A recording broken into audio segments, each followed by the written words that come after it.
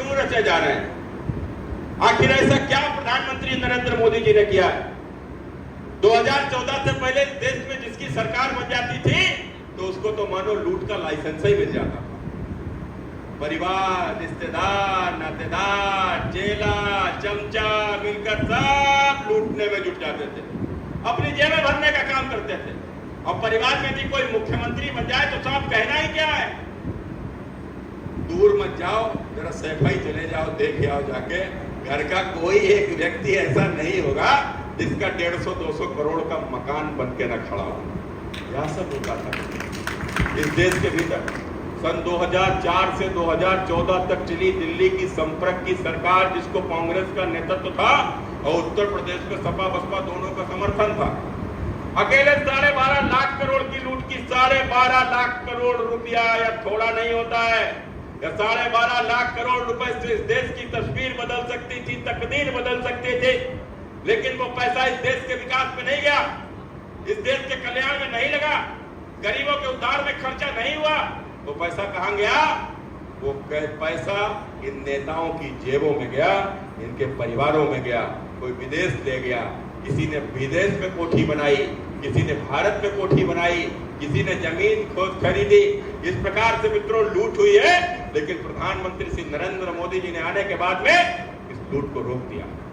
इस लूट को रोक दिया तो ही तो अब जब यह लूट रुक गई और जब उन्होंने कहा ना मैं खाऊंगा ना खाने दूंगा, आज उसी का परिणाम है। इस 9 साल में एक पैसा का भ्रष्टाचार नहीं हुआ और जो पैसा नेताओं की जेबों में चला जाता था, जो उनके मकान बनाता था, तो मोदी ने अपना मकान नहीं बनाया, योगी ने अपना मकान नहीं बनाया। गांव में गरीब का पक्का मकान अपने आप बन गया मित्रों, अपने आप बन गया। शौचालय बना, उज्ज्वला योजना आया, इलाज की व्यवस्था हुई।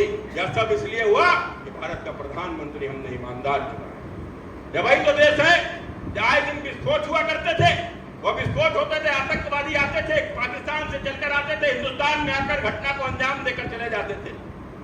पकड़ भी जाते थे तो जेल में बैठकर बिरयानी खाते थे। यही कारण था, बार बार आते थे, बार बार आते थे, बार बार आते थे। कभी बस में विस्फोट, कभी ट्रेन में विस्फोट, कभी बेंगलुरु में विस्फोट, कभी दिल्ली में विस्फोट, और तो और हमारे मंदिरों में भी विस्फोट होते थे। क्या कोई भूल सकता है बनारस के संकट मोचन मंदिर के ऊपर आतंकवादी हमला? क्या कोई भूल सकता है अक्षरधाम मंदिर के ऊपर आतंकवादी हमला? कोई भूल सकता है जम्मू के श्री राम मंदिर के ऊपर आतंकवादी हमला? कैसे भूला जा सकता है मित्रों? ये हमले हमारे मंदिरों में ही क्यों होते थे? कभी सुना किसी मस्जिद पर हमला हो गया हो नमाज पढ़ते समय? आपने कभी सुना किसी मदरसे में चादर चढ़ाते समय कोई आतंकवादी हमला हो गया हो? कोई नहीं सुना होगा। आपने नहीं सुना होगा किसी चर्च में आतंकवादी हमला हुआ हो। लेकिन मंदिरों पर आतंकवादी हमला क्यों होते थे? एक सोची समझी रणनीति के तहत कि मंदिर में यदि आतंकवादी हमला होगा और उस हमले में यदि कोई श्रद्धालु मारा जाएगा तो उसकी पीढ़ियों में हमारे डर के कोई मंदिर ही नहीं जाएगा। किस प्रकार से हमें हमारी संस्कृति से जुदा करने की यह रणनीति थी। लेकिन मित्रों फिर आपने देखा होगा 2014 में जब सरकार बदली और सरकार बदली तो उसके बाद आतंकवादी आने ही बंद हो गए। क्यों बंद हो गए भैया? वही तो देश था। क्योंकि इसलिए बंद हो गए जो पहले की सरकार यह इनको पकड़कर जेल में बैठाकर बिरयानी खिलाती थी, अब वो सरकारें बदल गई। अब आतंकवादी पाकिस्तान से तो आता था, सीमा पे पकड़ लिया जाता था, लेकिन जेल में बिरयानी नहीं खिलाई जाती थी, गोली पिलाई जाती थी और 70 हूरों के पास भेज दिया जाता था। 70 हूरों के जो सपना लेकर आते थे उनको हूरों के पास ही भेज दिया जाता था। इस प्रकार की स्थिति मित्रों बनी और इस देश में आतंकवादी हमले खत्म हो गए। लेकिन आपने देखा होगा कि आज उसी प्रकार से कि नरेंद्र मोदी जी को इस देश की संस्कृति के रक्षक, नरेंद्र मोदी जी को इस देश के खासकर हिंदू समाज के लोग एकजुट होकर जो देश का प्रधानमंत्री बना दिए, तो फिर किस प्रकार से षड्यंत्र रचे जाने लगे। या नरेंद्र मोदी तो यह हमारे भ्रष्टाचार में बाधा है। या नरेंद्र मोदी रहेगा तो आपने देखा होगा कि इनके जेल के रास्ते सबको दिखाई पड़ रहे, रोज सपने में सबके जेलें आ रही हैं। आपने देखा होगा जो कल तक एक दूसरे को गाली देते थे वो आज मोदी के खौफ में इकट्ठे हो रहे हैं। सब इकट्ठे हो रहे हैं। वो क्यों इकट्ठे हो रहे हैं? वो जानते हैं कि मोदी अगर फिर से आ जाएगा तो बड़ी दशा खराब हो जाएगी। क्योंकि अब जो स्थिति चल रही है तो आपने देखा होगा कि किसी के दरवाजे पर ईडी पहुंच गई है, तो कोई सीबीआई के अंडर में आ गया है, कोई जेल के भीतर है तो कोई जाने वाला है। ऐसी स्थिति हो गई है, ये मोदी फिर से आ गया तो ये जीने नहीं देगा। या जीने नहीं देगा तो मोदी को हटाओ, मोदी को हटाओ। मोदी को गाली भी दे रहे हैं, मोदी को गाली दे रहे हैं, मोदी की माँ को गाली दे रहे हैं, मोदी के बाप को गाली दे रहे हैं, मोदी की जात को गाली दे रहे हैं, और तो और कह रहे हैं कि मोदी तेरी कब्र खुदेगी, मोदी तेरी कब्र खुदेगी। अरे बेईमानो, तुम मोदी की क्या खबर खोदोगे? हम सब मिलकर देश की जनता तुम्हारी कब्र खोदने जा रही है इस बार 2024 के चुनाव में मित्रों। इसलिए मित्रों, एक विमर्श गढ़ा जा रहा है। आपने देखा होगा अभी राहुल गांधी है तो पूरा पप्पू ही, देश के विपक्ष का नेता है, सुनेंगे तो लोग हैं ही उसको। अभी अमेरिका गया है, मीडिया भाई उसको स्थान भी देती है कि वो भी मीडिया जो वामपंथी मीडिया है, मोदी की विरोधी मीडिया है, उसको स्थान देती है। वह देश के तमाम सारे ऐसे दुनिया भर के लोग जो भारत का एक और विभाजन चाहते हैं पाकिस्तान के जैसा, जो भारत को टुकड़ों में बांट देना चाहते हैं, भारत को जातियों में विखंडित कर देना चाहते हैं, या तेरी जाति या मेरी जाति या ऊंची जाति या नीची जाति, अगड़ी जाति या पिछड़ी जाति, यह करके मित्रों ये झूठे एक तरीके का उन्माद पैदा करके जिस प्रकार से लोगों को आपस में लड़ा देना चाहते हैं, और वहीं दूसरी ओर यह लोग चाहते हैं कि एक और हिंदू तो विभाजित हो जाए जातियों में, लेकिन मुसलमान एकजुट बना रहे।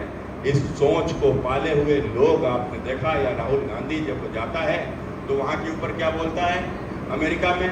वो बोलता है कि मुस्लिम लीग सेक्युलर है, नरेंद्र मोदी कम्युनल है, भारतीय जनता पार्टी कम्युनल है। क्यों है? तो सबका साथ, सबका विकास और सबके विश्वास की बात करती है, वो सबको साथ लेकर चलती है। और दूसरी ओर मुस्लिम लीग, ये मुस्लिम लीग कौन है? क्या हम सब जानते नहीं है क्या? इस देश के लोगों की आंखों में पट्टी बंध गई है क्या? या जिन्ना की मुस्लिम लीग जिसने 1947 में भारत का विभाजन कराया, या जिन्ना की मुस्लिम लीग जिसने इस देश में हिंदुस्तान और पाकिस्तान में लाखों हिंदुओं का नरसंहार कराया, वह मित्रों सेकुलर है। भारतीय जनता पार्टी जो हिंदुओं की बात करती है, हिंदुओं की रक्षा करती है, वो भारतीय जनता पार्टी जो हिंदुओं को एकजुट रहने का संदेश देती है, उसको यह कम्युनल बताते हैं, उसको यह सांप्रदायिक बताते हैं। मैंने भी कहा, यदि तुम्हारी नजरों में यदि मुस्लिम लीग यदि सांप्रदायिक सेक्युलर है तो हम कम्युनल अच्छे हैं, और हमें गर्व है कि हम कम्युनल हैं। यदि मुस्लिम लीग सेक्युलर है तो इसलिए बंधुओं, ये विमर्श का दौर है, ये विचारों का दौर है, यह भारत के नवनिर्माण का दौर है। और जिस प्रकार से भारत की जो नई संसद की स्थापना हुई है, यह हम लोगों के लिए कोई मामूली बात नहीं है। आज हम लोग उस इतिहास का हिस्सा हैं कि हमारे समय के ऊपर हमारे देश की संसद का निर्माण हुआ है। आप सबके आशीर्वाद से, आप सबके सहयोग से, कन्नौज की महान जनता के आशीर्वाद से मुझे भी संसद में जाने का अवसर मिला है। और मैं जब संसद गया तो अब पुरानी संसद थी, वहां के ऊपर हमारे भारत के प्राचीन भारत का कोई भी मित्रों चिन्ह वहां के ऊपर नहीं है, क्योंकि वो हमारे गुलामी के कालखंड में बनी थी। लेकिन आज आपने देखा होगा कि संसद का निर्माण हुआ, और नई संसद का जो निर्माण हुआ वो प्राचीन भारत की संस्कृति के आधार पर हमारी आधुनिकता को जोड़ते हुए नई संसद का निर्माण हुआ। हिंदू विधि विधान से उसका पूजन पाठ हुआ, और तो और उसमें सेंगोल जो कि हमारे देश में राजदंड, जो कि हमारी प्राचीन सभ्यता में इस देश में जितने भी हिंदू राजा हुए हैं, उनमें जो सत्ता के परिवर्तन का जो केंद्र हुआ करता था, प्रतीक हुआ करता था, वह सेंगोल, वो माने वह राजदंड जो राजा को, बैठने वाले राजा को उसके कर्तव्यों का पालन कराता था, उसको न्याय के रास्ते पर चलने का जो उसको संदेश देता था, वह राजदंड की स्थापना प्रधानमंत्री श्री नरेंद्र मोदी जी ने साष्टांग दंडवत करते हुए और संसद में स्थापित करने का काम किया है। मित्रों, यह भारत की संसद, यह भारत के लोक कल्याण के मार्ग को तय करेगी। यह भारत प्राचीन सभ्यता के आधार पर, प्राचीन संस्कृति के आधार पर यह भारत चलेगा, आगे बढ़ेगा, इसको तय करेगी। इसलिए मित्रों, मैं आप सबसे यही प्रार्थना करते हुए कि बहुत से विमर्श गढ़े जाएंगे, बहुत से षड्यंत्र रचे जाएंगे, लेकिन उन षड्यंत्रों से लड़ने के लिए इसीलिए हमको सोशल मीडिया का योद्धा बोला गया है। उन षड्यंत्रों से हमको लड़ना है और इस लोकतंत्र की लड़ाई में नरेंद्र मोदी को एक बार फिर से देश का प्रधानमंत्री बनाना है। और इसलिए भी बनाना है मित्रों, इसलिए भी बनाना है कि मोदी जी के लिए हम लोग कहते हैं ना कि मोदी है तो